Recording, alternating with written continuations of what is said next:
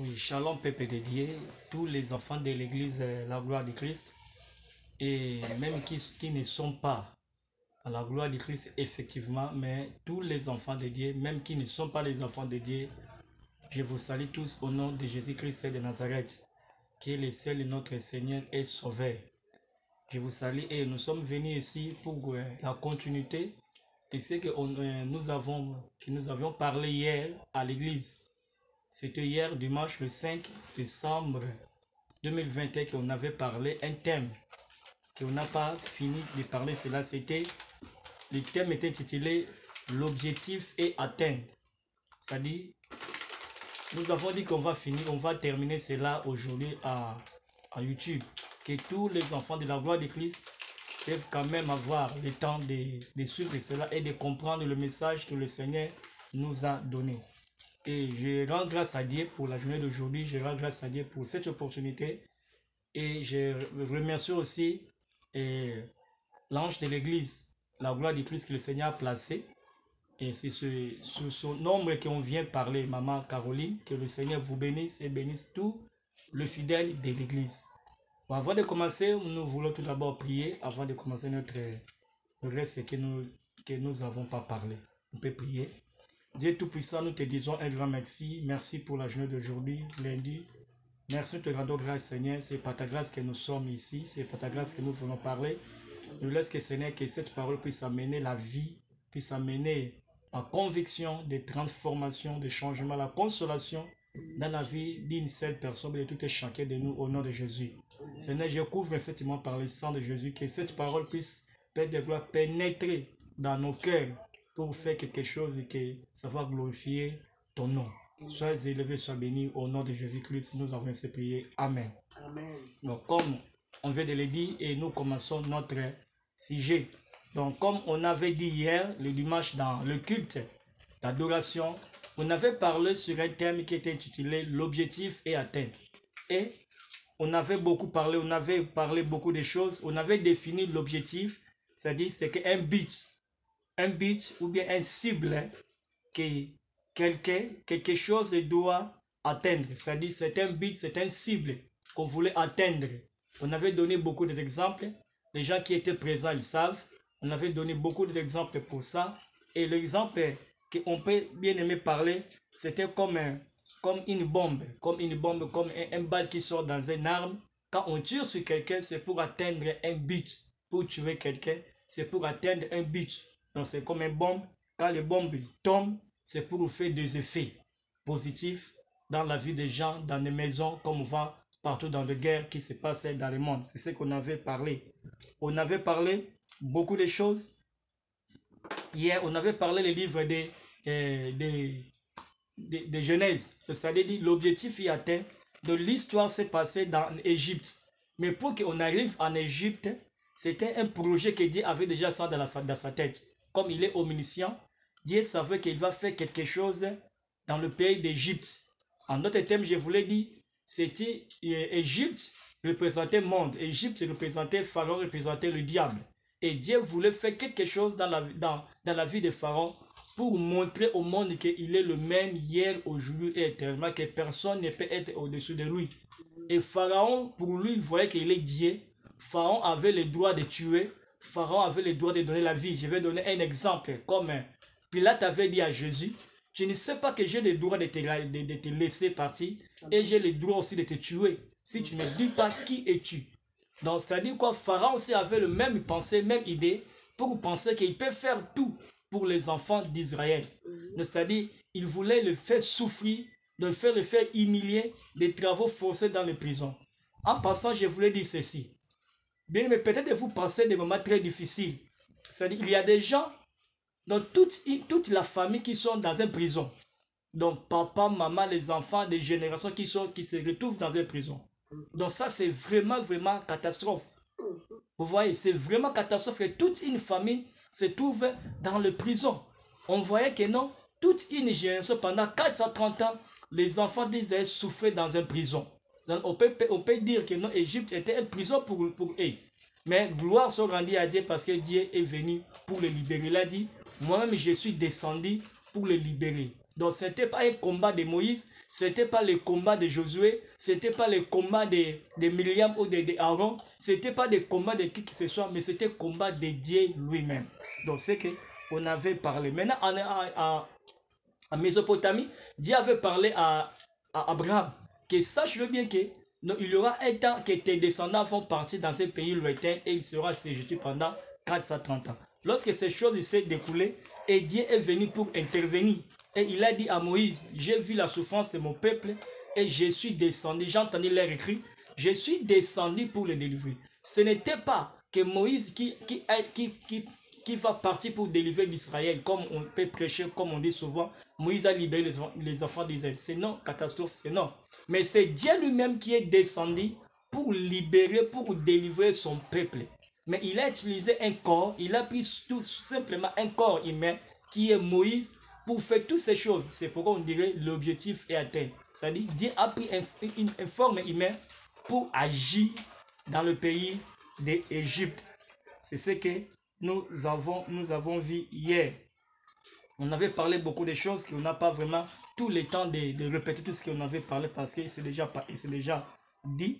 Et on a vu encore que non, Dieu révéla à Noé les caractères sacrés du sang. On avait dit que le sang a un caractère. Dans le sang, on voit la vie.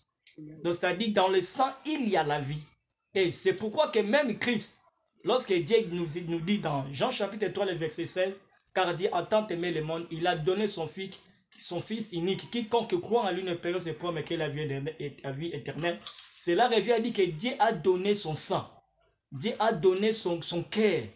Donc, son cœur pour sauver l'humanité. Non seulement nous les chrétiens, mais pour sauver quiconque croit en lui. En fait, qu'il ne soit pas jugé, mais qu'il soit sauvé le dernier jour. Donc, c'est-à-dire, Dieu, on voit le caractère sacré du sang. Dans le sang, il y a la vie. Et dans le sang, il y a la vie. Et comme les gens disent souvent que l'obéissance est mieux que le sacrifice, comme Samuel avait dit au roi Saoul, mais nous on dit, Jésus-Christ a été obéissant jusqu'à la mort, en fait qu'il puisse lui-même faire le sacrifice. Parce que c'est lui qui est Dieu, lui-même a fait son culte. Donc c'est-à-dire tous les cultes lui-même avait déjà accompli son culte. Amen, peuple de Dieu. Et comme on dit que le sang c'était un signe. Quand Dieu avait dit à Moïse, quand je vais passer, je verrai le sang et je passerai outre. Hein? Toute la maison qui n'aura pas le sang, je vais le tuer. Donc c'est-à-dire, ces jours-là, dans le pays d'Égypte, il y avait tout le monde pleurait. Dans tous les quartiers, dans les hôpitaux, s'il y a eu des hôpitaux, dans les prisons, dans des maisons de retraite, donc partout dans la maison du roi Pharaon, tout le monde ces jours-là avait pleuré quelqu'un. Donc il y avait le deuil partout. Comme j'avais dit hier, qu'aujourd'hui on voit la maladie de coronavirus, on voit ça change les formes. Omicron, Delta, ça change les formes, mais ça n'arrive pas à tuer toute l'humanité. Seulement un petit nombre de gens qui partent. Mais tandis que ces jours-là en Égypte, tout le monde avait pleuré. Tout le monde avait vu, compris que oui, il faut laisser partir ce peuple aller adorer leur Dieu. Mais regardez ce que je voulais dire. Pendant que Pharaon dit, laissez-les aller adorer leur Dieu, parce qu'on risque de perdre tout le monde ici. Mais il a demandé une chose. Mais n'oubliez pas de me bénir avant de partir. Ça, je n'ai pas dit ça hier. Ça monte dans mon esprit. Je voulais un peu expliquer ça. Vous pouvez partir, Moïse. Toi, Moïse, avec les enfants d'Israël. Mais ce que vous allez faire, avant de partir, vous allez me bénir, prier aussi pour moi. Mais comment quelqu'un qui a retenu ta vie pendant 430 ans, pendant plusieurs années, mais au jour qu'il voulait vous libérer, il vous dit, priez aussi pour moi. Je voulais dire à un enfant de Dieu, je voulais dire à un serviteur de Dieu, un servant de Dieu, il ne faut pas prier pour tout le monde. Il ne faut pas demander la bénédiction pour tout le monde. Donc il y a des gens qu'on peut demander la bénédiction. Même ici, la Bible dit, priez pour nos ennemis. Il y a des ennemis et des ennemis. Ces enfants ici ont beaucoup souffert pendant 430 ans. Ils n'avaient même pas le temps de prier pour Pharaon. Mais ce qu'ils ont fait, Dieu avait dit, il faut prendre tout, l'argent, l'or, les choses, pour partir avec ça. Mais pour prier pour Pharaon, ils n'ont pas prié pour Pharaon. Pourquoi? Parce qu'on ne peut pas prier pour quelqu'un qui au temps de vous passer dans la souffrance, pendant plusieurs années et vous demandez encore la bénédiction. Non. Il y a des ennemis, il faut qu'ils puissent mourir. Il y a même des ennemis que Dieu lui-même va juger, va faire tomber le jugement en fait qu'ils puissent partir. Donc c'est pour ça que je voulais un peu épingler. Donc, c'est ça. Donc, c'est-à-dire, le sang nous serve comme une bouclier. Le sang nous serve comme un signe, afin que nous puissions être protégés. Et le sang, c'était une identité, c'est-à-dire quoi? C'était un marque qui peut, que Dieu va nous identifier facilement. Dieu voulait identifier les enfants d'Israël et ceux des Égyptiens facilement. Donc, quand Dieu passait à la maison de tout et chacun dans les quartiers, dans les avenues, dans des maisons, quand il voit le signe rouge du sang, donc Dieu sait que non, ici, il y a des gens qui ont fait alliance avec moi. Donc, je ne peux pas frapper. Bien aimé dans le Seigneur, nous sommes presque à la fin de l'année 2021. Donc, que Dieu nous fasse grâce, que nous puissions prier, en fait, que le sang de Jésus soit dans notre vie, dans la vie de nos enfants, dans la vie de dans nos familles, afin que lorsque les mauvaises choses vont traverser, ne puissent pas nous atteindre. C'est-à-dire, c'est les paroles de la foi, c'est pourquoi la Bible nous déclare dans Romains chapitre 10, le verset 8, la parole est près de toi, dans ton cœur, dans ta bouche. C'est la parole de foi que nous prêchons. Bien aimé dans le Seigneur, il faut déclarer, réclamer le sang de Jésus dans votre maison, le sang de Jésus dans votre vie, le sang de Jésus dans la vie de vos enfants, dans la vie de vos maris, dans la vie de toute la personne qui est dans votre maison, afin que lorsque le malheur va frapper dans cette fin de l'année, le malheur va frapper 2022, que vous et moi, que nous serons échappés. Donc, tout cela, c'était pour adorer le Seigneur, donc adorer Dieu pour son œuvre qu'il a accomplie, car il a donné l'instruction. C'est-à-dire, Dieu lui-même a donné l'instruction aux enfants d'Israël de mettre le sang. Ce n'était pas Enoch qui a donné l'instruction, c'est Dieu lui-même qui a donné l'instruction que vous allez mettre le sang dans vos maisons. Quand je vais passer outre, je verrai le sang. Dans la vie chrétienne, ce qui a retenu, il faut savoir obéir à la parole de Dieu. Donc quand Dieu donne une instruction, il faut obéir. Dieu peut vous parler dans des songes, dans les visions. Comme on dit souvent, Dieu parle dans des songes, dans les visions, pour nous protéger, pour mettre des sceaux, pour nous prévenir dans des dangers. Ce qui est nécessaire,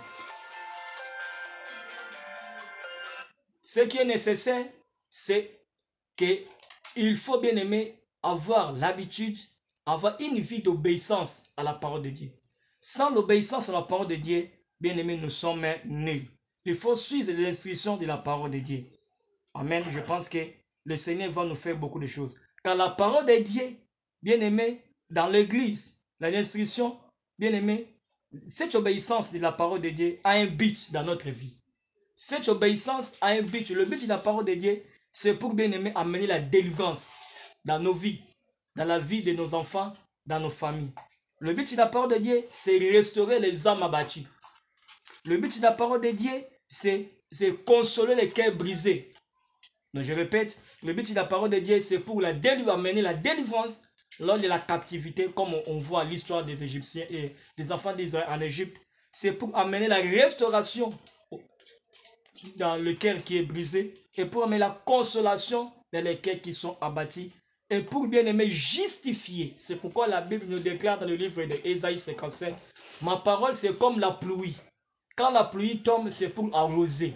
C'est pour que quand on jette la semence, que cette semence puisse se produire.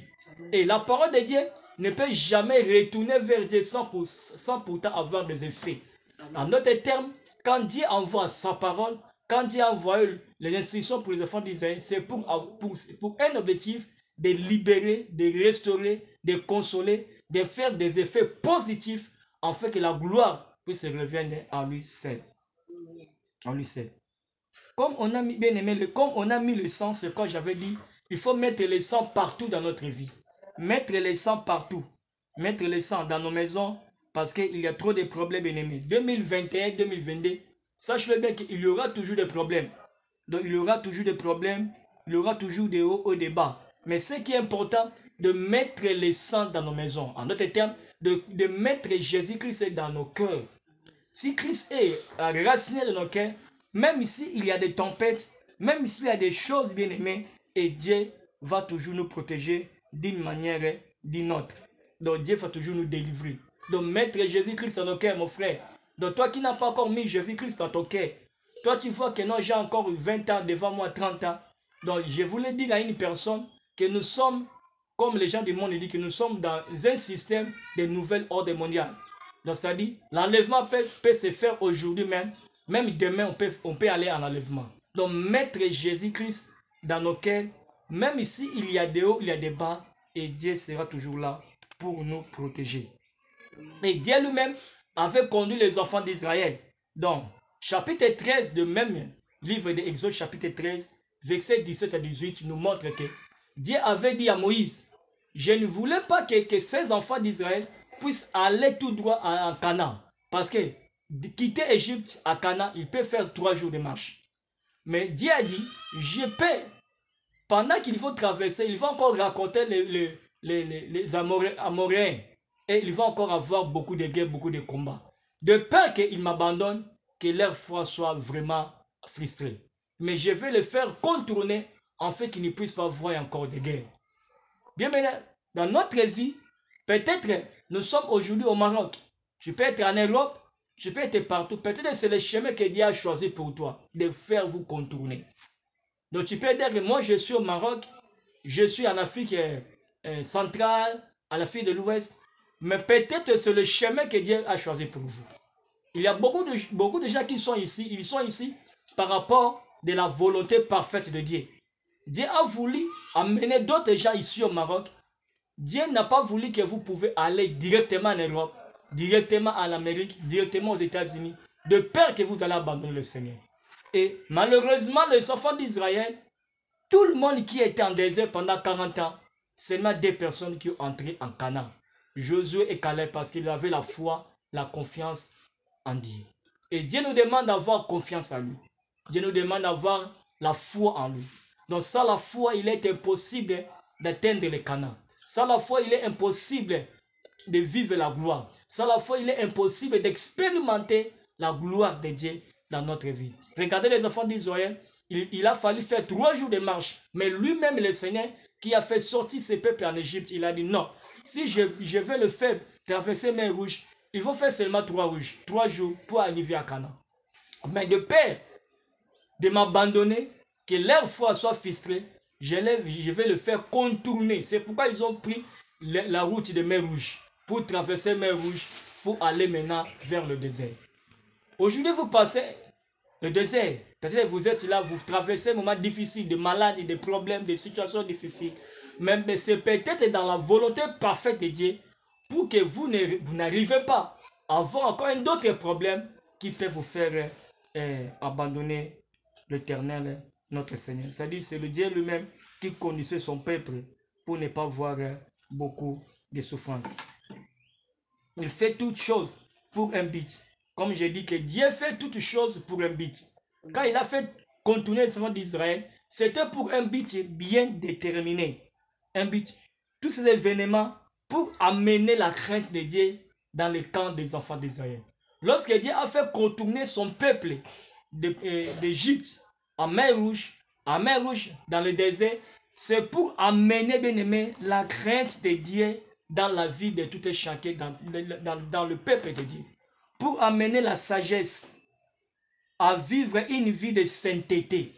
C'était que Dieu pouvait voir que ce peuple puisse amener une vie de sainteté dans leur cœur pour qu'ils demeurent au milieu d'eux. En fait, que Dieu puisse demeurer au milieu de son peuple comme leur Père et qu'ils vivent une vie de dépendance seulement à l'Éternel.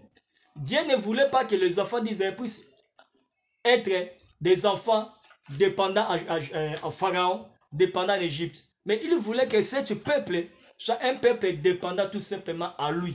Pour voir, pour leur donner la sagesse, l'intelligence, la crainte, une vie de sainteté, afin qu'il soit leur père et que ses enfants, que le peuple les enfants d'Israël soient leurs fils. C'est pourquoi, même dans le livre de 2 Pierre nous dit, nous sommes un sacerdoce royal, un peuple saint, pour apporter la lumière, pour avoir une vertu devant la face de Dieu. Nous sommes presque à la fin de notre message. Bien-aimés, et pour vivre une vie heureuse dans la gloire éternelle après leur sortie des Égypte. C'était la guerre. Cette guerre qui était entre Dieu, entre Moïse avec Pharaon, ce n'était pas la guerre de Moïse. Ce n'était pas une affaire de Moïse, mais c'était une guerre entre Dieu lui-même avec Satan. Je répète, la guerre qui se trouvait en Égypte pour la libération des enfants d'Israël, ce n'était pas une guerre entre Moïse avec Pharaon, non. C'était une guerre entre Dieu lui-même, le Créateur, avec Satan, qui était Lucifer. Pourquoi? Parce que Lucifer croyait qu'il est sage, il est fort. Et c'est pourquoi Dieu a dit à Moïse, moi-même je suis descendu pour libérer mon peuple dans la main de Pharaon. Qui était Moïse pour faire face à Pharaon? Qui était Moïse pour parler à Pharaon?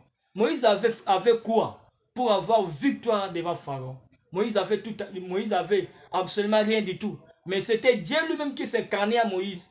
Il s'est carné même au bâton de Moïse. Mais pour ouvrir les mains rouges, pour le faire tous les signes, tous les plaies qu'on a vu, qu'on peut voir dans le livre d'Exode, tous les plaies, tous les fléaux, tous les malins, bien aimé, c'est Dieu lui-même qui agissait. Ce n'était pas un démon, ce n'était pas un ange Gabriel, mais c'est Dieu lui-même qui agissait pour la libération, pour la délivrance de son peuple.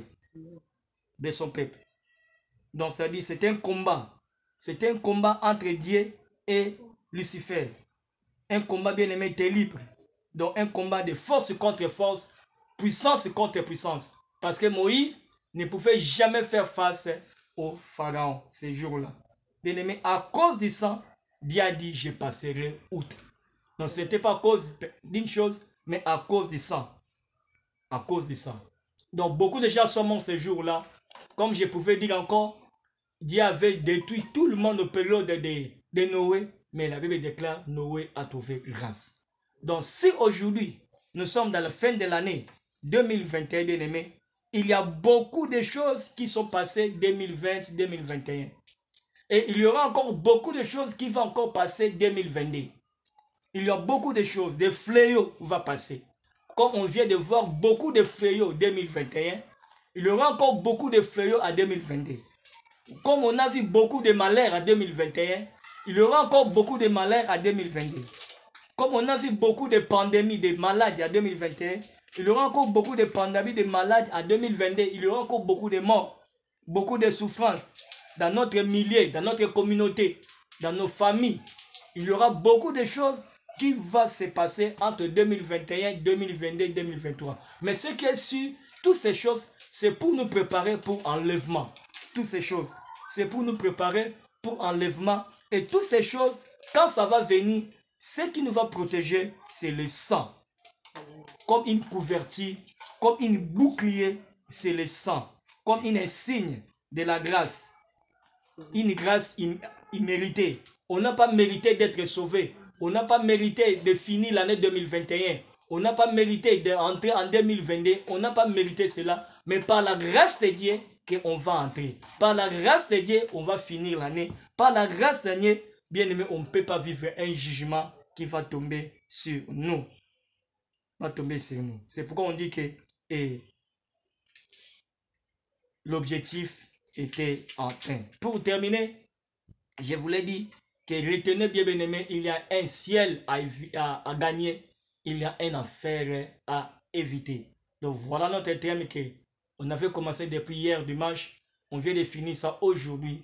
Donc ce que Dieu nous demande, bien aimé, est que Dieu voulait atteindre un objectif à libérer son peuple sous la prise de Pharaon, à libérer son peuple dans une prison, à libérer son peuple pour l'adorer. Et enfin que lorsque ce peuple va adorer le Seigneur, que la gloire va revenir seulement au Seigneur. Mais Dieu va nous couvrir, Dieu va nous protéger d'une manière ou d'une autre.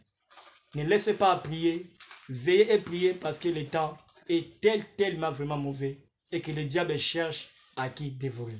Que le Seigneur vous bénisse, que le Seigneur soit avec vous. Donc c'était ça notre message pour compléter le message qu'on n'a pas fini hier à l'église. Donc on peut prier pour laisser les enfants de Dieu dans la main de Dieu. Seigneur Tout-Puissant, nous te disons un grand merci. Merci Seigneur. Merci pour ce message. Merci Jésus. Merci pour Père de gloire, tout ce que tu viens nous parler, si l'objectif est atteint. Amen. Ton objectif était pour nous libérer. Amen. Ton objectif était pour nous protéger. Amen. Ton objectif était pour humilier Pharaon, Amen. humilier les Égyptiens Amen. et glorifier ton peuple Amen. et justifier ton peuple. Amen. Je prie maintenant, Seigneur, que tu puisses nous justifier de la fin de l'année. Jésus. Tu puisses nous protéger par ton sang. Tu puisses protéger les enfants de la gloire de Christ Amen. avec leur famille, en commençant par l'ange que tu as placé à l'église, la gloire de Christ, sur Caroline. Tu puisses le protéger. Amen. Tu puisses, Père de gloire, combattre à sa côté. Amen. Tu puisses lui donner la victoire. Amen. Tu puisses donner la victoire pour les enfants de la gloire de Christ. Amen. Au nom de Jésus-Christ Nazareth. Seigneur, je prie que le sang qui parle, plus que le sang d'appel, puisse protéger tout un chacun de nous. Amen. Le frères et sœurs de la gloire de Christ, leurs familles, leurs enfants, par le nom de Jésus. Le nom de Jésus est au-dessus de toute puissance, de tout pouvoir, de toute force qui peut surmonter dans ce siècle présent, même les siècles à venir. Seigneur, je brise tous les plans de l'ennemi pour cette fin de l'année 2021 qui va se faire, qui va se manifester pour des malheurs, des fléaux, des maladies, des tempêtes, des pandémies. Je brise cela par le sang de Jésus. Je brise cela au nom de Jésus. Et que ta main puissante, Père de gloire, soit sur nous, Père de gloire. Que la bénédiction d'Abraham, la bénédiction d'Isaac, de Jacob, soit notre partage. Au nom de Jésus, nous avons ainsi prié. Restez bénis, restez connectés avec le Saint-Esprit en fin de l'année et le Seigneur ne manquera jamais à vous bénir. Amen. Que le peuple de dit Amen. Amen. Que le Seigneur nous vous bénisse. Amen. Amen. Amen.